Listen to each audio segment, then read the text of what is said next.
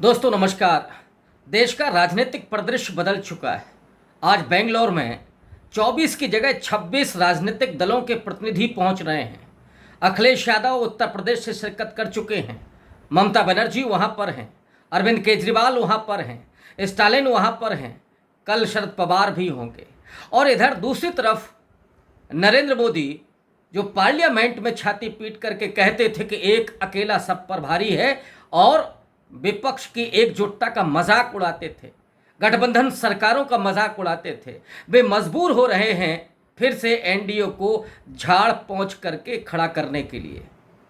कल एनडीए की भी बैठक होने जा रही है जेपी नड्डा की अध्यक्षता में, और उसमें जीतन राम मांझी होंगे, चिराग पासवान होंगे और दूसरे राजनीतिक दलों के लोग भी होंगे। लेकिन सवाल ये है कि उत्तर प्रदेश जो सबसे ज़्यादा हॉट है लोकसभा चुनाव के मद्देनज़र, जहां पर देश की सबसे ज़्यादा 80 लोकसभा सीटें आती हैं और उसकी सबसे कद्दावर नेता, सबसे अनुभवी नेता मायावती, जो बहुजन समाज का आइकॉन भी हैं, मानवर कांशीराम की शिष्या भी मानी जाती हैं, 4 बार उत्तर प्रदेश के मुख्यमंत्री रह चुके हैं और ये माना जाता है कि उत्तर प्रदेश की धड़कन उनकी राजनीतिक दल से होकर के जाती है। वो मायावती खामोश हैं। वो इस गठबंधन के साथ जाएंगी या कल जो दिल्ली में हो रहा है उसके साथ जाएंगी। कहीं ऐसा तो नहीं है कि वो अकेले चलने का प्लान कर रही हों। हम लोग जानते हैं कि जो इस समय के राजनीतिक हालात हैं उसमें मायावती का अकेले रहना खुद उनकी पार्टी के लिए किसी भी तरीके से ठीक नहीं है, दुरुस्त नहीं है। पिछले विधानसभा चुनावों के ये आंकड़े कहते हैं कि जब केवल 12.9% उनको वोट मिला, यानी 13% वोट उनका, और सीट तो केवल एक, और उसमें भी जो सज्जन चुनाव जीते हैं माना जाता है कि वो अगर निर्दलीय भी खड़े हो जाएं तो भी चुनाव जीत जाएंगे। कुल मिलाकर के बीएसपी क्या अब उत्तर प्रदेश की जमीन पर जीतने की स्थिति में नहीं है? ये तो कतई नहीं कहा जा सकता कि बीएसपी का वजूद नहीं है। मैं फिर कह रहा हूं कि बीएसपी उत्तर प्रदेश के हृदय की धड़कन है। मायावती बहुत अपेक्षाओं का केंद्र है, लेकिन पिछले 2012 से अगर आप देखें, वो खास करके 2014 से, वो उनका आखिरी रूप दिखाई दिया था 2015 में रोहित वेमुला के मुद्दे पर, जब उन्होंने सदन से वॉकआउट किया था और राज्यसभा से इस्तीफा दिया था। उसके बाद वो लगभग खामोश हो गई। क्या वे डर गई भारतीय जनता पार्टी के उस आक्रामक तेवरों से, जो तेवर पार्लियामेंट में दिखाए थे स्मृति ईरानी ने? हालांकि मायावती के बारे में यह कहना हास्यास्पद है कि वो डर गई हैं। बीजेपी के तेवर से नहीं, बल्कि सत्ता और सरकार की जो छापेमार नीतियां हैं, जो ईडी, सीबीआई और इनकम टैक्स है, उसके छापेमारी से लोग कहते हैं कि वो डरी हुई हैं। पिछले दिनों ही इंडियन एक्सप्रेस ने खबर की कि उनके भाई आनंद कुमार के तमाम फ्लैट को लेकर के जांच चल रही है, जो फ्लैट उनको मिले हैं एक कंपनी के द्वारा। तो क्या मायावती इसलिए खामोश हो गई हैं? विडंबना तो इस बात की है कि मायावती एक महिला हैं और दलित हैं, यानी समाज का सबसे वंचित तबके से वो आती हैं, दलित में महिला। लेकिन महिलाओं के उत्पीड़न के सवाल पर भी, दलितों के उत्पीड़न के सवाल पर भी वो उतने आक्रामक रुख से नहीं आती हैं, उन तेवरों के साथ नहीं आते हैं जो तेवर देखे होंगे कांशीराम के साहब के साथ। वे तेवर जो बहन जी को आकार दे रहे थे, महज ट्वीट के जरिए वो हमलावर होती हैं, और उसमें भी अधिकांश जहां पर कांग्रेस की सरकारें हैं या जो उनके राजनीतिक विपक्षी हैं, समाजवादी पार्टी, उस पर हमलावर होती हैं। बीजेपी के साथ वो थोड़ा तालमेल बना करके रखती हैं, ऐसा देखने में आता है। इसीलिए ये सवाल पूछा जा रहा है कि क्या मायावती एनडीए में शामिल होंगी, यानी नरेंद्र मोदी क्या उनको अपने गठबंधन में शामिल करने के लिए मना सकते हैं, उनको अपने साथ ला सकते हैं? और इसका अपना इतिहास भी है। 2002 के गोधरा दंगों के बाद मायावती ने गुजरात में जाकर के नरेंद्र मोदी का चुनाव प्रचार भी किया था। मायावती 4 बार मुख्यमंत्री हुई, 3 बार बीजेपी के सहयोग से मुख्यमंत्री हुई। कांशीराम साहब बराबर दूरी बना करके रखते थे बीजेपी और कांग्रेस के साथ, और वे ध्यान में रखते थे कि सत्ता कैसे प्राप्त होगी। ये जो दलित वंचित तबका है उसे सत्ता मिलनी चाहिए और तभी उस समाज के साथ न्याय होगा। क्योंकि उसके अन्याय उसकी प्रवृत्ति में नहीं है तो वो किसी के साथ अन्याय नहीं कर सकता। यही सपना जो 1949 में बाबा साहब अंबेडकर देख रहे थे, वही गुरु किल्ली, वही सत्ता की चाबी जो बाबा साहब अंबेडकर सौंपना चाहते थे, वो मानवर कांशीराम साहब के जरिए मायावती को मिलती है। लेकिन एक ख्वाब आज भी बाकी है कि वो दिन कब आएगा जब दिल्ली के लाल किले पर मायावती या मल्लिकार्जुन खड़गे या कोई और दलित तिरंगा फहराएगा।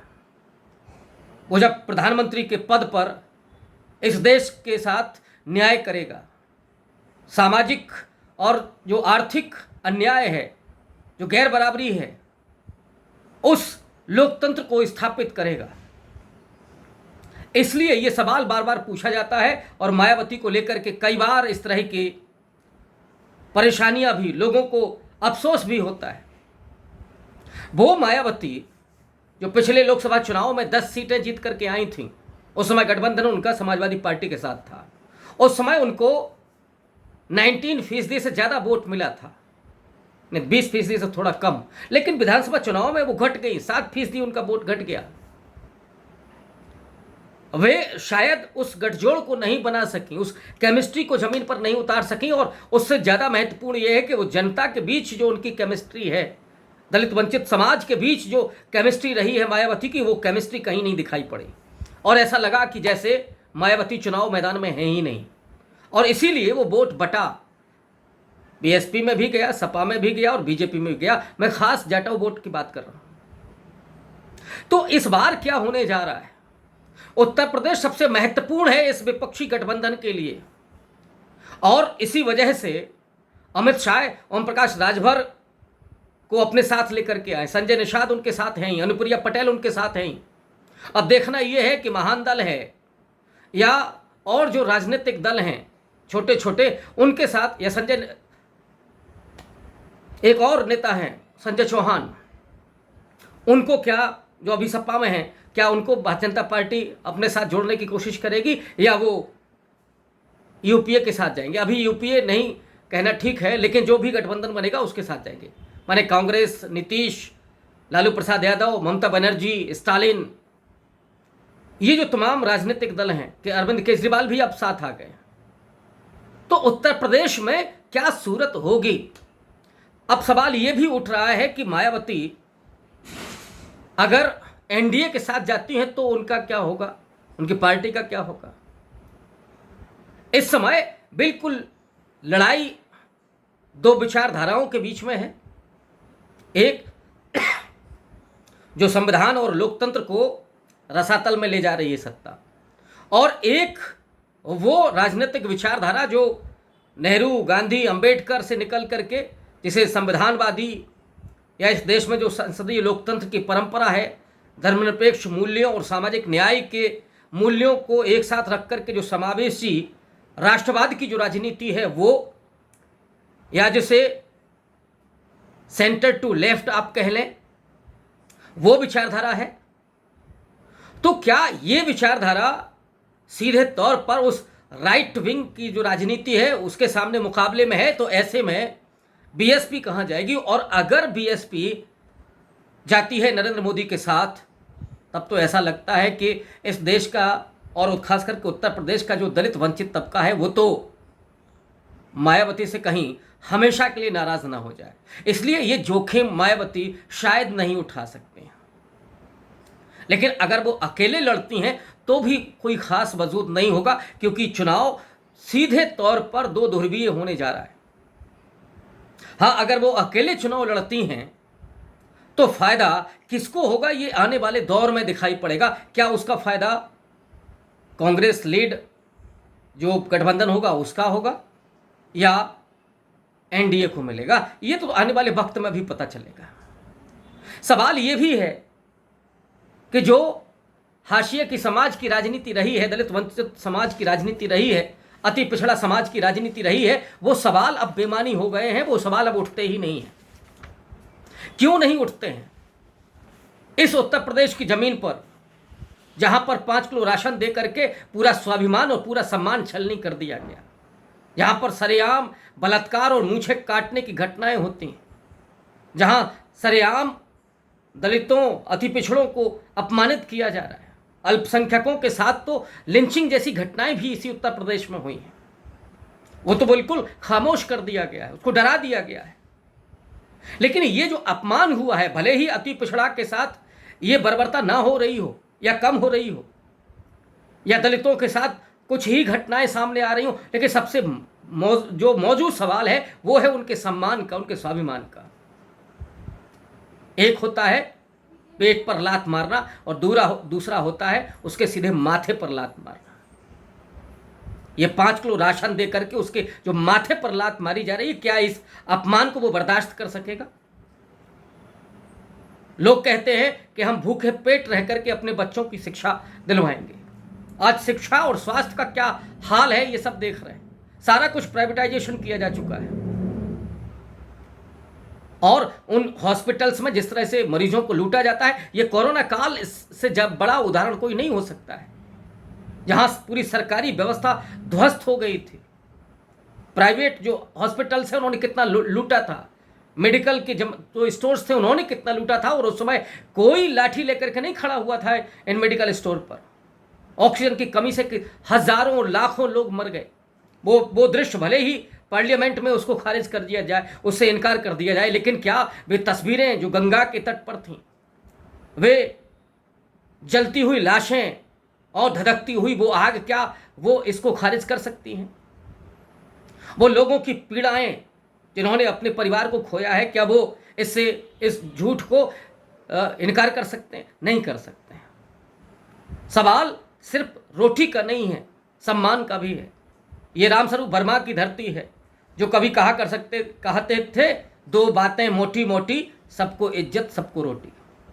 ये जो सबको इज्जत और सबको रोटी है, ये हासिल होगी या नहीं होगी, या उसके माथे पर लात मारी जाएगी वो 5 किलो राशन देकर के?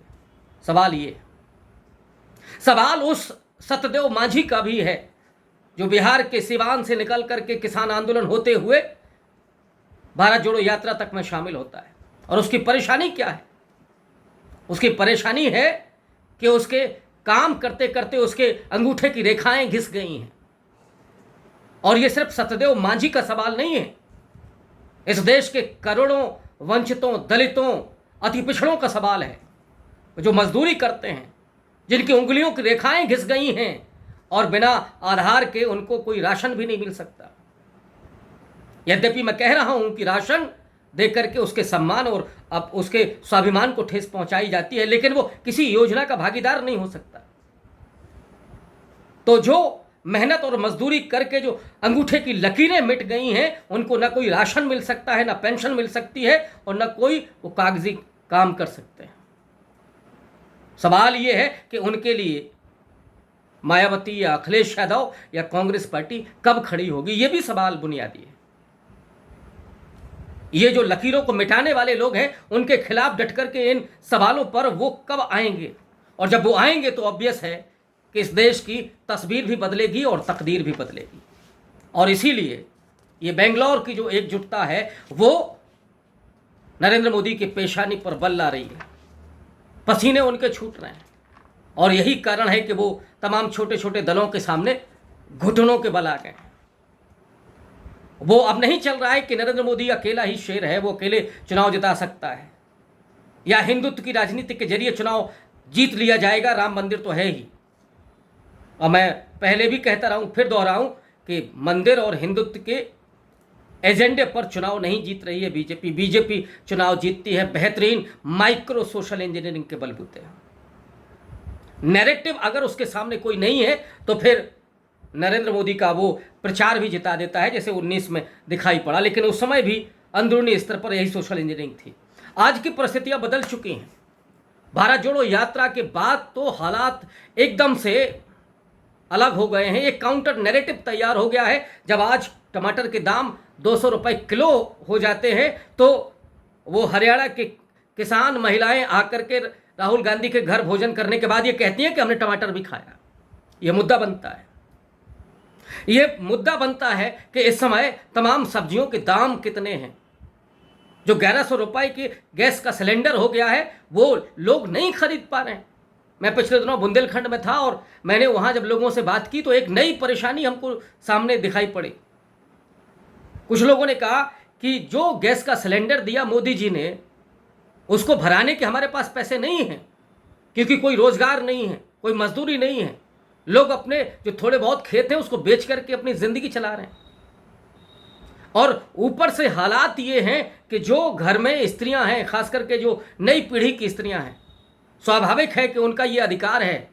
वो नहीं चाहती कि वो चूल्हे से रोटी बनाएं, वो उस धुएं में अपनी आंखों को नहीं झुलसाना चाहती। लेकिन दूसरी तरफ वो पुरुष भी है जिसके पास कोई रोजगार नहीं है, कोई आमदनी नहीं है, तो फिर दोनों के बीच तकरार भी हो रही है। परिवारों में ये इस तरह की लड़ाइयाँ हो रही हैं, जहाँ स्त्री कह रही है कि नहीं, हम केवल सिलेंडर से रोटी बनाएंगे, खाना बनाएंगे, और दूसरा वो मर्द है जो जिसके पास आमदनी ही नहीं है, वो कैसे उस सिलेंडर को भराए। और मोदी जी ने तो एक दे करके जो 1100 रुपये का रेट किया है, उससे तो उसके हालात और बदतर हो गए। घरों में आग लगा दी है नरेंद्र मोदी ने। अब मैं ये कतई नहीं कह रहा हूँ कि नहीं, उनको ये नहीं मिलना चाहिए, बेशक मिलना चाहिए, लेकिन राजस्थान की तरह उसका दाम 500 रुपये भी हो सकता है। मोदी जी ने तो वादा किया था अब बहुत हुई महंगाई की बार, अब की बार मोदी सरकार।